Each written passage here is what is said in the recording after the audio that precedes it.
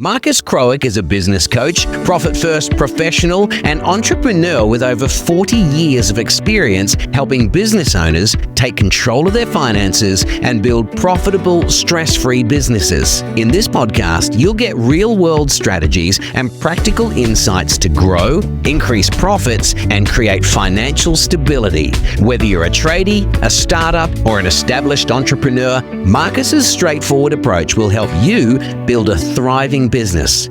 This is Business Unlocked. Hello and welcome along to another episode. Today we're talking marketing, and I've brought a marketing expert in with lots of experience with the bigger end of town and also lots of experience with the smaller businesses. So wherever you are, you're going to get a great deal out of this. I'd like to welcome along Andres Lopez. I hope I've said that S and whatever. Yeah, no, it's pretty good. Yeah. Beautiful, mate. People. Andres Lopez Varela has a few sounds in there, but that's perfect. Excellent. Lovely to have you on. I'm really looking forward to the messages that you have for our listeners out there about marketing. Everybody loves the sexy idea of growth. How can you help me grow my business? So give us a little bit more detail about your background so that people know who you are, and then we'll get into these messages. I've been working in marketing, different strands and disciplines of marketing for 2 decades. In that time, I've gained a lot of experience in everything from like content creation to performance marketing to a lot of digital marketing, content, yes, production, all manner of things. I'm a generalist. Okay. So that's my approach. And so that means that, in this phase of my career as a consultant and as an educator, I like to give people a really solid foundation of the different aspects of marketing. And then, deep dive in certain areas, especially with, there are certain topics that touch a lot of different ways of doing marketing. Generative AI is a great example at the moment. Understanding how that works in different areas. And so I work with businesses mainly that are at the point of starting to really scale and grow their business in a really deliberate fashion, to give them all the right processes, the right programs and plans and strategies so they might grow in a way that's a little bit more deliberate and not just splash cash around for marketing, random marketing ideas, as I call them, RMIs. Random marketing ideas. I'm going to steal that one. RMIs are a common problem at that point in business growth. So it's important to kind of put a deliberate plan around it, because if you want to scale your business, no matter what it is, marketing is a way to do that. It takes it away from one-to-one conversations and goes one-to-many. So let's start there. Yeah. Describe what marketing means to me. Like, what's the definition of marketing? Marketing is ideally a series of structured activities that allows you to promote your business, either at a level of awareness and branding, so people understand and remember who you are and kind of, what values you have. Or at the other end of the scale, there's a whole scale, but at the other end, performance marketing, performance activities are where you're driving immediate commercial sales or commercial outcomes. So we need a combination of these in order for us to do effective marketing. Some people, and this happens all the time with big brands, they veer too much to brand, too much to performance. And there's a lot of great work, if people are interested, there's a lot of great work by Burnett and Fields, these two guys who have written about the importance of the combination of brand and performance marketing, because it helps you to multiply the efforts of your activities over time. Yes. But it also helps you to manage your costs over time.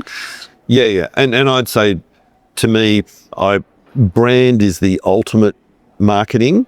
Meaning, if I think of McDonald's, I think of their logo and I think of the feeling that I get from it. And I think Apple, all those things, Apple, Apple have established the tribe.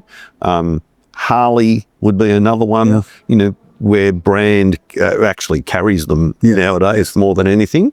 And then the performance marketing is, I'm doing something, I need an ROI. That basically. Correct. That's right? Correct. Yeah. So brand, I've also, my great education from watching Mad Men, brand is about long-term as well.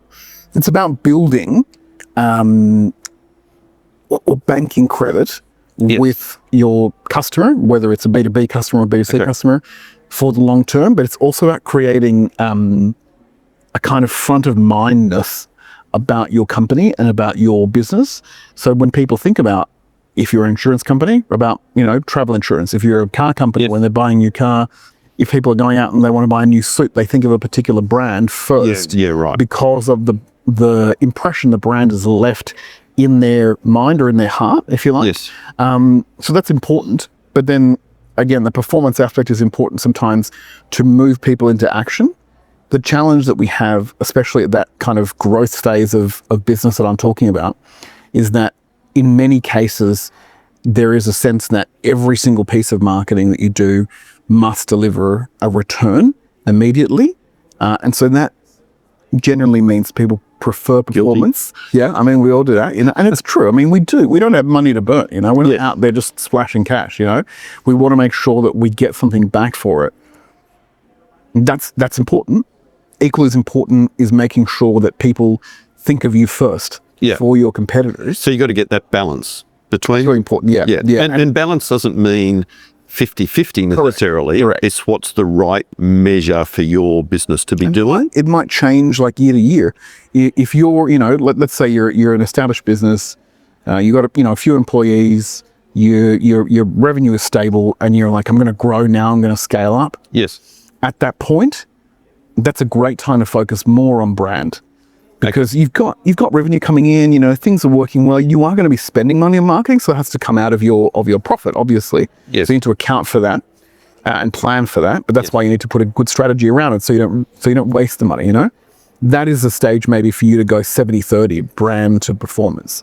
As you sort of grow and the brand is more established, you might tweak it, and it might ebb and flow back and marketing strategies and plans need to be focused on the realities of your business, of your category, of the economic circumstances surrounding your business and your customers as well, and respond to that. Right now we're still in a cost of living crisis. Yes. And so messaging, marketing messaging, even brand messaging is leaning heavily, it's been adapted towards value. So if you're paying more for something, why is it more valuable to you? Yes. Some brands have moved towards a messaging around their brand being, cheaper for the times. And some have adapted to say, we're better value. So even though you might be spending more, these are the brand reasons why you should be doing that with us. I always say to people when it comes to the cheaper, because I'm a big thing about discounting, if you discount, you eradicate your margin. It's not a winning formula. But cheap as a strategy is completely different to discounting. Yeah. It's a volume game then, is it? Yeah. And they're probably getting a lot of the cheap things I know out there, actually getting pretty good margin out of being cheap. Timu's doing great. Yes, yeah. I'll come back to that idea, though, that's in my head about marketing, because we see, I'd say particularly with social media now, things like Facebook ads, Google ads, I see a lot of people out there in the marketing space. And I look at some of them and think, what that means is more than your customer because you can run a Facebook ad. But true marketers go a lot deeper into what the business is all about, what it is that you're trying to put out there. Yeah, I mean, look, honestly, there's a misconception that advertising equals marketing. Yes. Advertising is a portion, a subset, a stream, a discipline of marketing. Yeah. It is not the primary tool. Yeah. Ad agencies, creative agencies would have you believe that the big brand ad is marketing and that it is the leading piece. It might be, it might not be. For most businesses, it's not, especially smaller businesses, So I think it's important for us to understand that marketing is an actual discipline. It's about understanding the customer. Yes. It's about creating products that position you within the customer's reality so they can actually consider you as valuable and important to them. Yes. It considers the placement of that product, between your competitors and everything. It understands the category. The word market is in there because it's about understanding the market more broadly. Yeah. And, that is kind of like the old school traditional kind of marketing, the Mark Ritson style marketing. Digital marketing is probably more skewed towards the performance side of things. And like I said, that is a discipline that's valuable, but I believe the broader marketing skill set is critical for business owners to have in their toolkit. You don't need to be an expert, but you need to know enough to talk shop with marketing experts, consultants, people that are going to come into your business in the same way that you need to be somewhat comfortable with your management accounts and your P&L, and you need to be comfortable enough that you can talk to the accountant without being overwhelmed or freaked out by all the jargon. It's exactly the same for marketing, especially because it is costing you money. Yeah, probably talk to me about it rather than your accountant, because I'll actually explain it to you. So it's a good point about even when it comes to performance, because I think of that and what I find people thinking is, I've got to be running the ads or whatever. And we come back and go, well, but it could be about getting people to come back to you to buy again or purchasing more from you, which is going to be far less of a spend than doing lots of advertising. That's the sort of thing you're talking about in there. So this is something that I've sort of developed a really clear point of view on in the last, I want to say 5 or 6 years, is the importance of building your own audience. Yes. That's really key. That's key for a business. Tell us what an audience is. An audience is a community, effectively, of people that are your target customer, but also more broadly, I like to say that the best customers come from an engaged audience. The engaged audience is going to be consistently exposed to the content that you put out, the communications you put out. They're going to understand your values. They're going to understand why you matter to them. They may not be buying all the time. Customers, obviously, are more useful to us when we know they're in market to buy something. Like if you're a car insurance brand, people are only in market 3 weeks of the year, right? They could be your audience all year round. So this is important to own your audience, whether it's through talking to them, on social media channels. Email is an excellent channel to speak to your own audience. In order to have as much control over the messaging, the frequency, the type of content, the type of format that you talk to your audience in, right? So, ads are part of that, but you don't own the audience. You're renting the audience. You're paying for the audience, right? You're saying, hey, I want to put this ad in this magazine or on this website or, before this YouTube video, because I want to pay for this audience briefly. To your point, the goal is to capture people within your audience. So you might get them to sign up to an email newsletter. You might get them to be added, to add to their Instagram broadcast channel as a business, for example. Maybe you've got a WhatsApp group with your customers. These are spaces that you don't necessarily own, but you can control the frequency and the type of communication you have with them. So building that audience out is really important. The audience becomes a business asset, just like your stock might be, your staff, your customer database. It becomes a business asset. It can be quantified and valued, because if that audience is delivering you more engaged customers, whether it's at a higher volume or whether it's at a higher yield, then that audience becomes a really critical part of it. It's the conversion point between the marketing and the sales. It feeds those warmer leads through. Difference between the audience and your database? It's very similar. We use the term audience in marketing to refer to people who may not necessarily be your customers. Okay. Right? But they are people who are connected and engaged with your business through some kind of marketing communication, generally a one-to-many marketing communication. And so they may or may not have bought something from you, but that group over time will begin to learn what values you have. They'll begin to understand their involvement and interest in the brand. They'll begin to grow a certain affinity with the brand. So then when you ask them, go, hey, would you mind clicking here to buy this thing? They're more predisposed to do that. Yeah. Because they have been softened up effectively. That's effective marketing. And they sound like a group of people, if they're being that engaged, who also, if somebody's asking them about your service, might say, oh, you should give so-and-so a chance, even though they haven't used you themselves. Yeah. They know you, understand you as best they can. Absolutely. I mean, the kind of like, if there's a pyramid of engagement with marketing content, advocacy is right at the top. It's right at the top. And, that is really powerful because exactly like you said, Marcus, you may not necessarily have had to have them as a customer for them to recommend you. If they see that the content, the communications that you're, publishing and producing are aligned to their values. If they know someone else that has similar values, they'll say, hey, this business will interest you because I know you have similar values to me. Yeah. So it's far more likely to result in a kind of a warmer, deeper affinity with the brand. And then again, that gives you a greater proportion and higher likelihood of more engaged customers down the track. So that sounds to me like when everyone talks about social media nowadays as well, there's an aspect of putting the social media that I put out there that isn't just, I've got the best taps in town. That can be a bit about your team, a bit on site, whatever it happens to be. Yeah, absolutely. I mean, if we're talking about that particular format and that channel, behind the scenes content performs so well. Content that if you show your face, that content, but that's not a secret. Everyone sees that. Everyone knows that on their own feed. You take a photo of your lunch, you might get 12 likes. You take a selfie of you and your family outside the restaurant before you go to lunch, you might get 50 likes or whatever. Yeah, this is the purpose of children and grandchildren. Put them in social media. Yeah, and you get animals to make your content. Come on. Look, you're paying for their food and their housing. You may as well get something out of it, right? Yeah.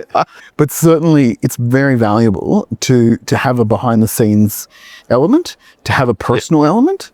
If you're just using that, in particular, that channel of social media, if we're just talking about that, for example, if you're just using that channel to do sales, come to my webinar or run my taps, or if that's all you're doing, you're using about 20% of the potential of that channel. Yes. The majority of it is in that kind of personalized content. And every channel has its own rules. LinkedIn different to TikTok, different to Instagram, different to Facebook.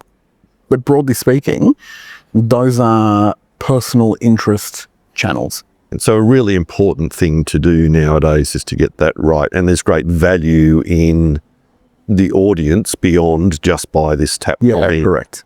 Today. Yeah, correct. Okay. Yeah. Do you have a favorite form of marketing? Particularly, we've said a lot of the people that we deal with are probably in that growth phase of, they've got a handful of employees or whatever, and they're growing beyond that. For me, I often say they might fall in that $500,000 to $2 million range of the growth type business as well, from the foundations through. Yes. In there, any particular marketing that you'd see for them that is the best? Look, obviously, I'm going to sound like a really boring GP here, but it's different. Different for it, different for everyone. Every patient is. But that's an important message, though. No, it is. It is really important. Just because your competitor put an ad in a local magazine doesn't mean you have to, right? Yeah. Just because your competitor is doing a YouTube pre-roll doesn't mean you have to. What's right for you? Understand your customer. Go back to those fundamentals of marketing. We often jump quite forward into the tactics. And unfortunately, marketing is one of the only business areas where everyone thinks that they can do the job. Yes. Right? Not everyone goes to the finance director or the accountant or the CFO and goes, I reckon I can do the numbers better than you. Nobody does that. Nobody goes to They do that with bookwork. with doing their books. Oh yeah, yes. And software like Xero's actually made it easier. Made it easy for them. Think that they can do it. And I promise you, it's like marketing. When you get a real expert in there, it's a different ballgame. Same with change. And I'd say I see that with the marketing where people go to, I've got to do social media and then run Facebook. They go straight to the tactic. Yeah. Okay. Yeah. So they go straight to the tactic. So but I do want to answer your question, right? At that level, at that point, it's often important to begin to document your own opinions, points of view, thought leadership, perspectives, even if it's just around the ways of working that you have in your company, what's unique about that. And that works really well in what we call content marketing. Mm-hmm. And so that's generally like editorial style articles on your website. It could be white papers that act as great lead magnets. Take those and break them down to little nuggets for social media posts presented by your staff, That's a really useful point to start to kind of expand, dig into that particular aspect of your business that maybe you haven't really considered in the past, because as you grow, your expertise also grows. And so being able to demonstrate that creates a lot of trust, especially in professional services, in categories like education, any category where there's like a long considered sales process, B2B sales as well. That kind of marketing really is very, very supportive and stops you from jumping to the tactics. Mm-hmm. It keeps you focused on what is the value that I can bring to our customers and our audience. Mm-hmm. How do we show an alignment between what's important to us and what's important to them? And then generally the tactics follow quite easily, because then if you have that mindset, well then, the ad in the magazine is less appealing because you can't actually demonstrate that value in a really tangible way. The YouTube pre-roll may not be the right approach. Your perspective changes to go, oh, let's spend a bit of time and money creating this, 12-page ebook with a video, and then let's put some money behind promoting that, for example. And I wonder if there's a case, so a travel agent that I used to work with, they were very big. They would do things for people and their customers didn't even know that they did it for them. Oh, interesting. But it was part of who they were. Part of their service, part of their way of working. Yeah. And I don't know whether people would find out about that from, I don't know that their customers necessarily talk to one another. But I always found that interesting. But it certainly set a tone for how they went about dealing with their customers. That's interesting. I think that's certainly a really interesting story to tell, right? Because you have the opportunity to highlight the very tangible and real ways in which you do something unique and personal for your customer. Yeah. But also you have an opportunity to showcase individual staff members and their dedication, their engagement. That's a tried and tested tactic which works. It'll work for everything from like a local hairdresser all the way up to Salesforce, for example. Yeah. I think one of the things it did for them was it told the team, this is who we are. Yes. So it led to, how they went about doing business wasn't just something that got talked about. Yeah. Again, it wasn't, I always talk about, it's not the document in the folder sitting in the cabinet. This is who we are. And yes, we spent that money. Like, for instance, they had clients in Paris hiring a car and they couldn't get baby seats. They needed 2 baby seats in the car. They paid the hotel to go and get baby seats and put them in the car. Yeah. And then they said, so the people never knew, the customers never knew. And at the end of it, they said, when they're finished, just donate it to somebody who needs them. Yeah. Granted, then they weren't dealing with $1,000 trips. Their typical trip was $40,000 or $50,000. But and they had repeat customers. But that's a great example of what we say in marketing, show, don't tell. Yeah, okay. It's a great way to sort of use a testimonial or a case study, if you like, to show your values. Like you said, even to show your team internally. Some of the best marketing, generally from larger companies, enterprise kind of level brands, is either directed at their team or includes their team, because it creates a sense of real connection with people. Big banks are very nervous to do this. They're for obvious reasons. They have a lot of reputational and regulatory kind of challenges. Yes. But big banks, will often feature an actor as a teller, as opposed to an actual teller, for example, or an actual bank manager. Those are small things that you can do in your marketing, even at a smaller level, especially at a smaller level, right?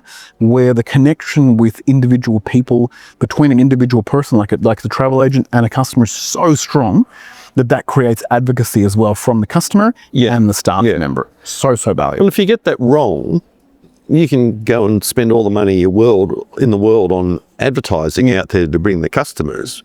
But if the team aren't engaged in what you're all about, it's going to fall apart, isn't it? 100%. Yeah. And the team has to believe that what you're selling externally is aligned with the behavior you're demonstrating as an organization. So this is more of a leadership question, right?